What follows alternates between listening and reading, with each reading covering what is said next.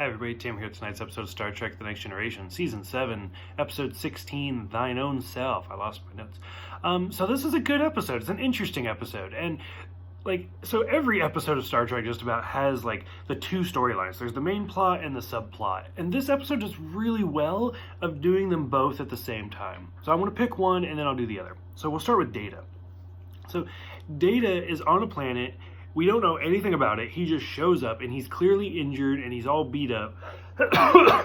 And he has this little box that just says radiation.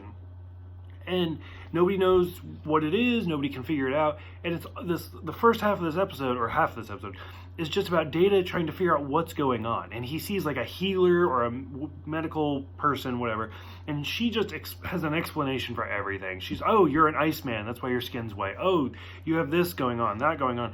And she just explains everything away. Clearly no medical degree there. And Data just kind of tries to make a living, which this is also a little bit reminiscent of the beginning of Insurrection, where Data has no memory. So, and it's kind of interesting because he's picking up anvils and all sorts of stuff. And now, as they open the radiation box, Data sells pieces of this metal to earn a living, and people start getting sick from radiation poisoning. Whereas now, they start blaming Data because people fear what they don't understand. And Data is trying to figure out how to cure the radiation poisoning. He figures it out a little bit too late because they knock half of his face off, which is some great graphics right there, especially considering this is 1993. He's able to get to the well, drop the cure in there right before they stab him and bury him. Later on, you realize that a probe had crashed and Data was sent to get the radiation particles out of the probe to kind of avoid the situation. He got overloaded, forgot his memory. And right there at the end, Riker and Dr. Crusher beam down, are able to save him. They're able to beam him out, even though he's buried, and bring him up to the top.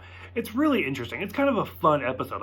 Even if it was just that as the episode, super interesting and kind of fun to see how people interact with what they don't understand. So there's that. Now the subplot for this episode is really great because we find out that Troi, Deanna, wants to promote, and she brings up how 2 years ago, when the Enterprise basically got frozen and people were stuck in different parts, she had to take command, and it was a little overwhelming for her. So she goes and talks to Beverly, who is running the command at night. She's doing the night shift because Data's not there, which I've brought up before. My husband prefers the blue because he's done medical field stuff, and he's always well, why don't you ever see a captain in blue? And I thought it was kind of fun to show this because it's the Doctor gets to command the starship at night, so she's acting Captain Dr. Crusher. And she even says, I didn't even have to move up to a command position because I'm just a chief doctor. That's it. I don't have to go any further. So that was kind of interesting to see that perspective. And now Deanna, who is also in blue, wants to move up to a command position.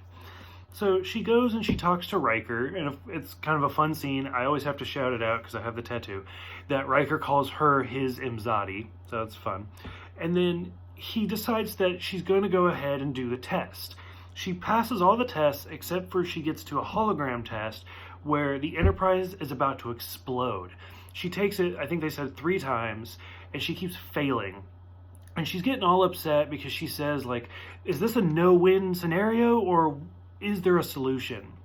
And Riker's, there is a solution. You just haven't gotten to it yet. Which I liked how she said, is this a no-win? Because I'm curious, at this point, we hadn't heard the Kobayashi Maru since the original movies. So I kind of wish they would have just blatantly said, is this a version of the Kobayashi Maru? But for whatever reason, probably had to pay writers or something. They didn't. So she thinks about it and she goes over it and she realizes that the way to do this test, the way to pass it, is you have to sentence somebody to their own death. In this case, it's a hologram of Geordi. He has to crawl through the Jeffries tube to fix something. He dies from the radiation, but the Enterprise survives. So the lives of the many outweigh the lives of Geordi. She takes it really, really hard, but she passes, and now she's a commander, and this is something you kind of see throughout the rest of the series. It's a really good storyline. This is definitely the subplot because you couldn't do a whole episode based on this, in my opinion. But it's fun to kind of watch Deanna try to move up in the ranks.